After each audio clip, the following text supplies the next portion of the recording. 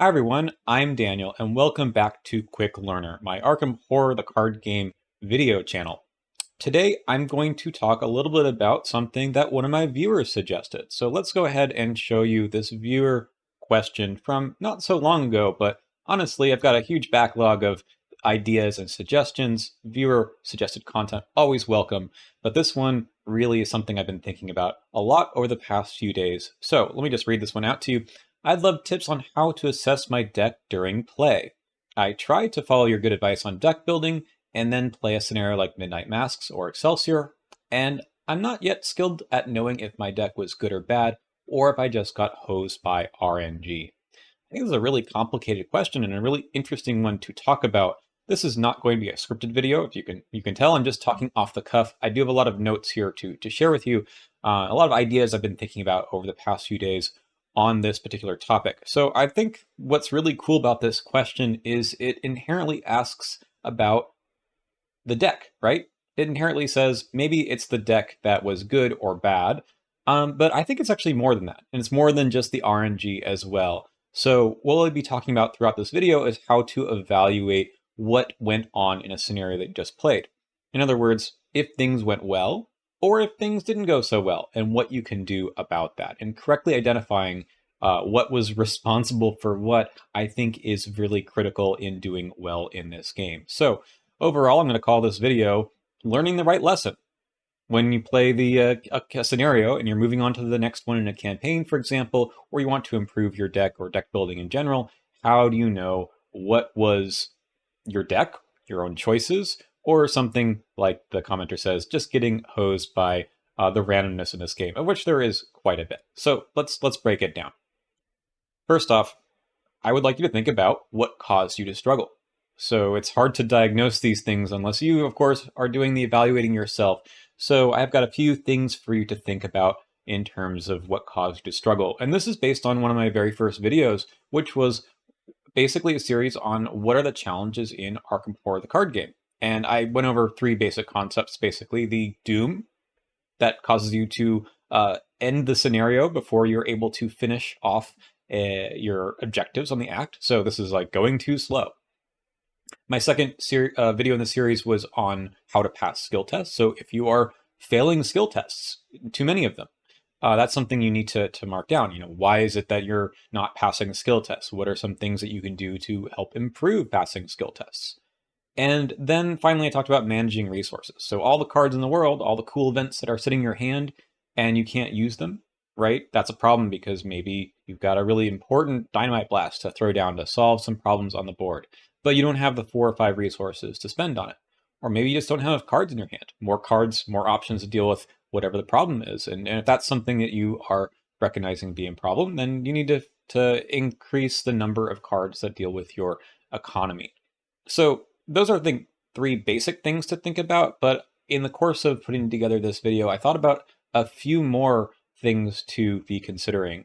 And that is kind of your overall preparation for the scenario versus actually what happens in the course of the scenario itself, your gameplay decisions.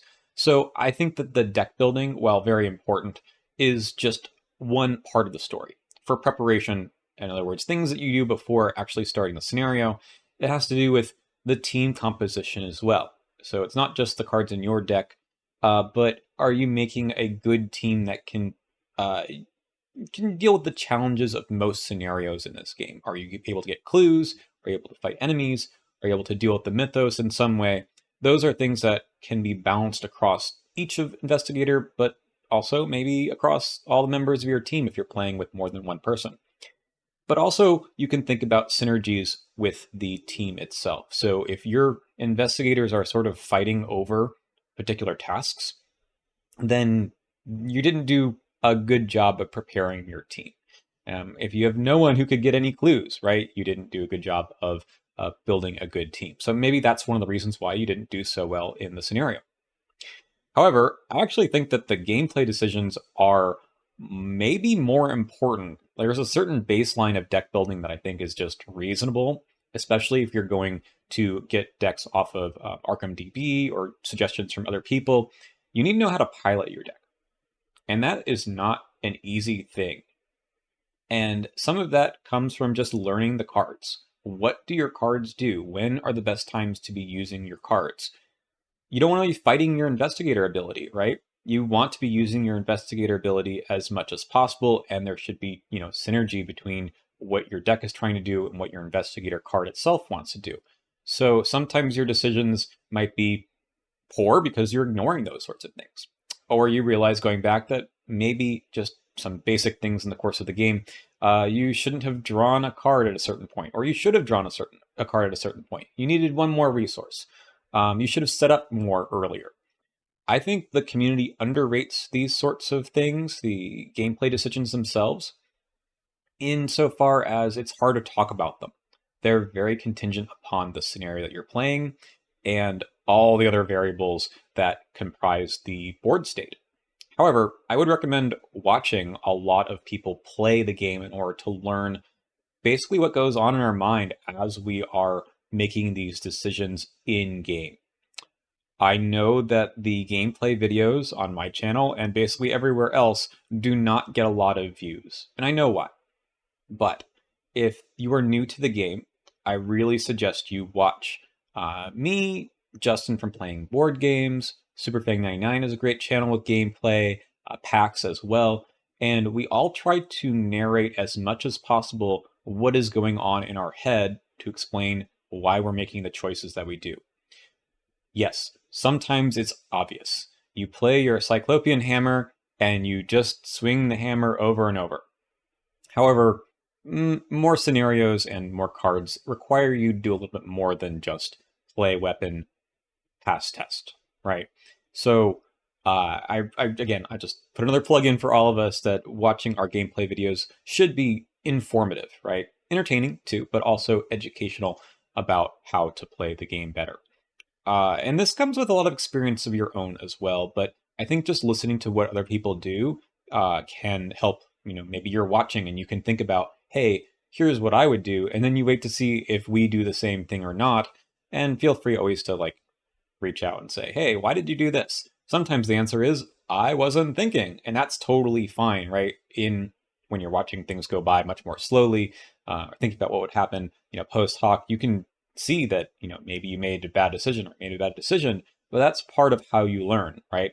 Making a bad decision and then being punished for it, you'll see, I'm not going to try that again. So this is something to jot down in your own gameplay. I know it's sometimes hard to do a post-mortem and be a Monday morning quarterback on these sorts of things, but it will improve your gameplay in the future. Okay, just as important as it is to talk about what caused you to struggle, you should also think about what caused things to go well, what caused you to succeed. And I should also point out here that in both of these cases, you could win or lose the scenario, right? But you should remark on what went well and what didn't. Okay, so what can cause you to succeed? It's basically all of the things that we said before, but the opposite, right? You were fast enough, played more aggressively to beat the Doom Clock. You passed skill test, right? Overall, you weren't wasting actions, just failing things. The consequences of failing skill tests is all over the place, right? If it's a treachery, it might really crush you, right? If it's just a basic investigate, there's usually no consequences of that. So thinking about which skill tests you passed, of course, is part of the story. And then managing your resources, right? If you have enough card draw, you're consistently replenishing your hand or resources to play all of your cards, right? Those things are all something to note. However, you should also note why it is all of these good things happened. Did you pass your skill test because you had some important asset in play at the beginning, like your beat cop, which gave you that extra +1 that really made a difference throughout the rest of the scenario? Maybe your 10 XP red clock level 5 was in play from the very beginning, and you should think about, how do I replicate some of these things into future scenarios? How do I make sure that I'm drawing the right cards at the beginning of the game, right?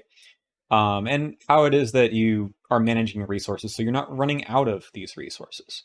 So that's something to have in the back of your mind throughout as well. It's not just you drew random cards and random things happen, but how can you get the good things to happen more often? I just said about having key cards early. You should also think about like what those key cards are doing. And like I said, this whole theme here is learning the right lesson. As far as economy goes, if you had like a story ally that got you a lot of resources, and it was just in that one scenario, you should make sure that you know the reason why you had so many resources was because of a card that wasn't even in your deck. So after the scenario that you play, and you say, well, I was flooded with resources, that wasn't even a problem. Well, it still might be, right? It still might be because you don't have access to that card anymore. Maybe you had, forget about the story asset here, but maybe you had a turn one hot streak or something, and that put you over the hump where you were starting to get a lot more resource cards into your hand afterwards. You're able to pay for things, and good things kept happening. This game is often has a snowball effect, where if you do things really well at the beginning, it's much easier later. All right, second part here, the team handled challenges. This is, again, the counterpart to your team composition was not very good. So yeah, if you were able to do basically everything the scenario asked you to do, then you can say that your team did a good job of that.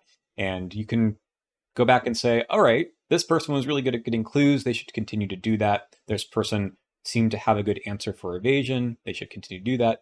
I know those things seem very obvious, but it's not always the case with every investigator. Sometimes you just happen to have good cards in your deck that help you do those things.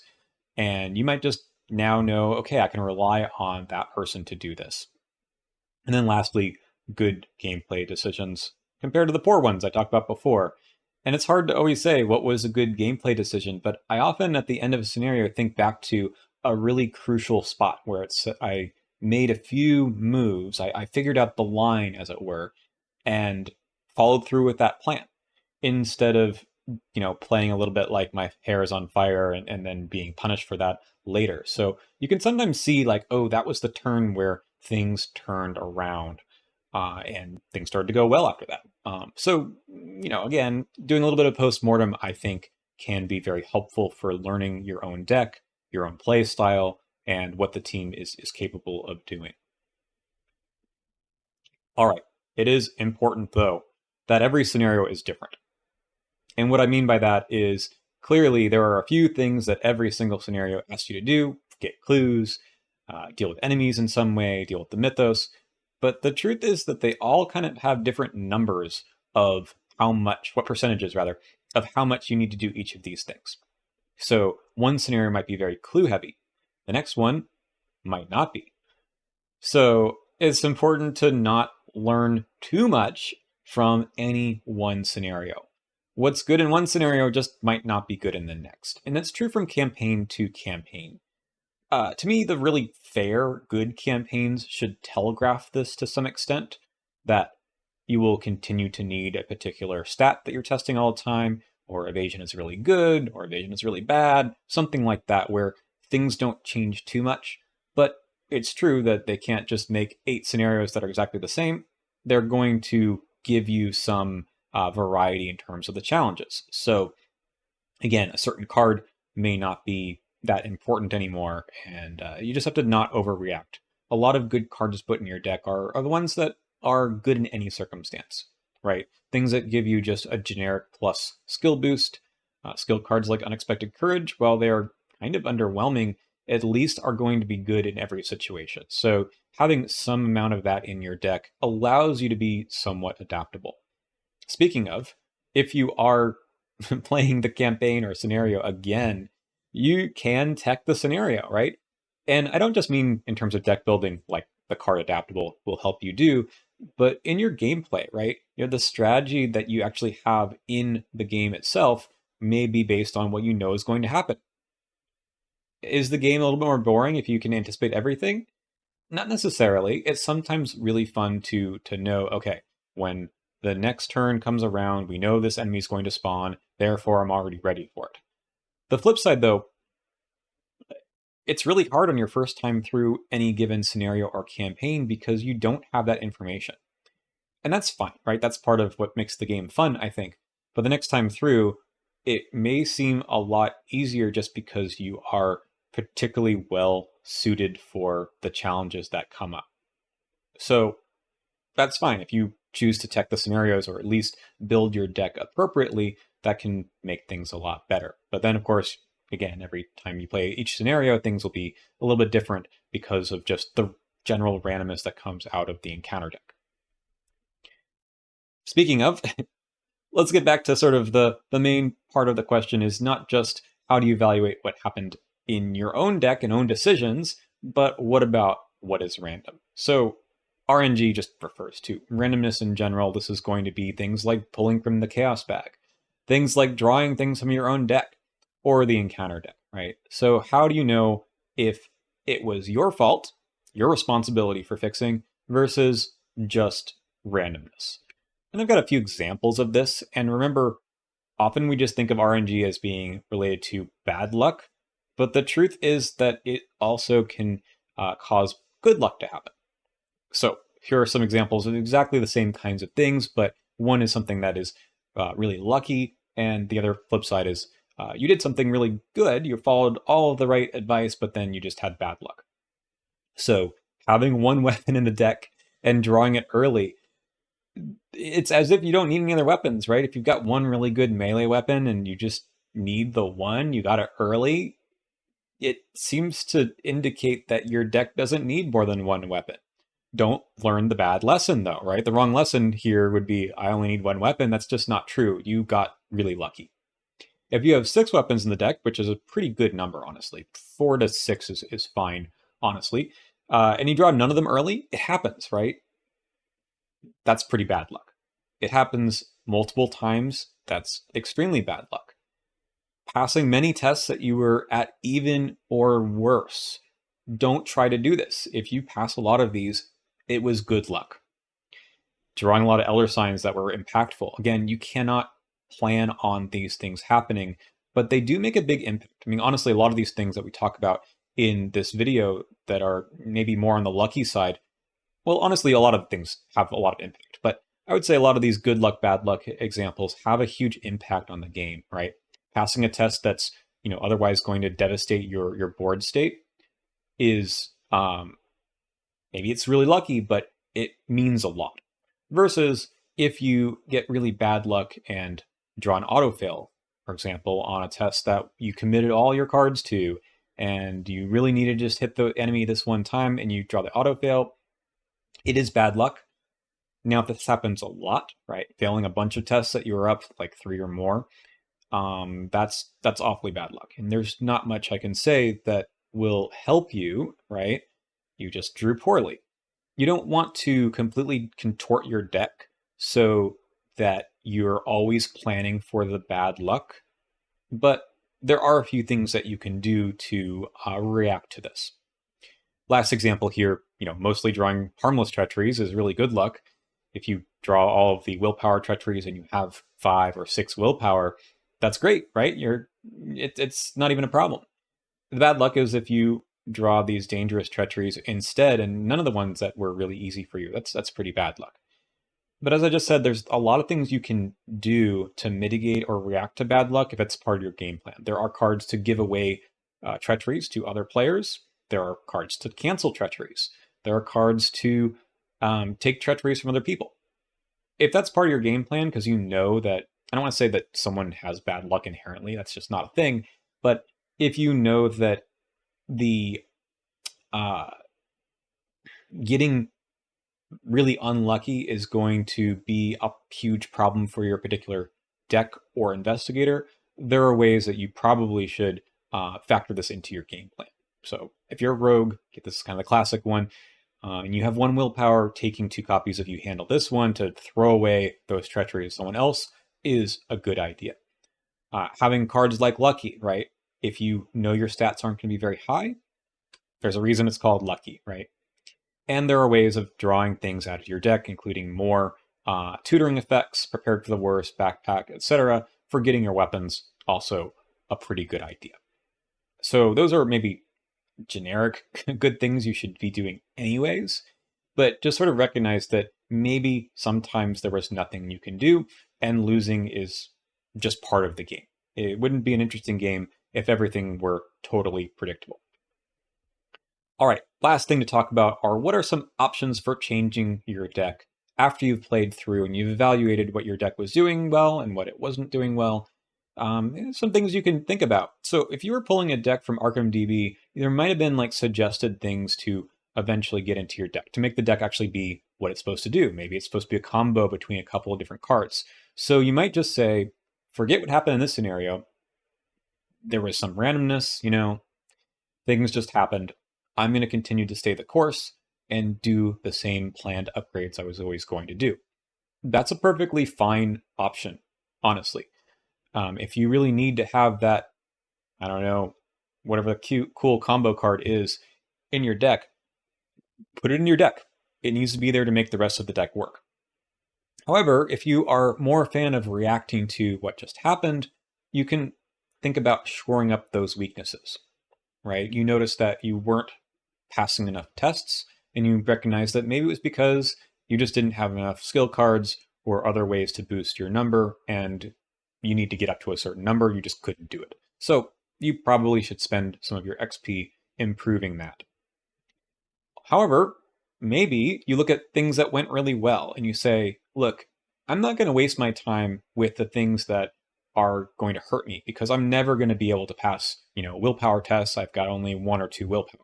Instead, I'm going to ignore that. I'm just going to do what I did really well, even better. That's often the case with most investigators in this game. Once you get towards the end of a campaign, the things you do really well, you do them even better. And that's sort of why specialized investigators can outpace the flexes, because they can make, really good things in their deck be kind of overpowering. Whereas it's not really viable to do that for everything. You can't do that for getting clues and evading enemies and killing enemies, for the most part. So those are sort of your options. You can think about what makes sense to you and your team. Clearly, if there are weaknesses in your whole team, right, you might want to think about that. And if you know what the next scenario or two are going to be like, you might think about whether or not you need to do any of those things, right? Maybe you just put in some tech cards for passing the next couple of scenarios. All right, I hope that helps your question about how to evaluate your deck. Again, I do this a lot. I think a lot about what happened in the scenario I just played, and I pick one of these options. Sometimes it's just about how much XP I have at that moment, but often you can also think about not changing your deck too much, like the stay the course option here, and consider that your gameplay decisions will matter more. If you have any more questions, things that you want me to address, please leave them in comments here, there, everywhere. I do read them all, of course, and I always have some cool ideas for upcoming videos, but even better if it's the content that you want to see. So please let me know down in the comments. And as always, thank you for watching. I've got lots of great stuff here on the channel, building a really big library of content now by this point. I'm close to 3,000 subscribers, which is very exciting. And I'll see you in the next video. Again, usually do these about 2 to 3 times a week.